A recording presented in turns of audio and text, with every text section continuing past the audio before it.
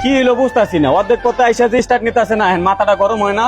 ভাইয়া যা করো চালু করো, আমার পরীক্ষা এখন তো সময় দিতেছে। আচ্ছা এটা ঠিক হইতো, অনেক সময় লাগবো। তোরা একটা গাড়িতে উঠাই দেই, ওটাই করে জাগা আয়।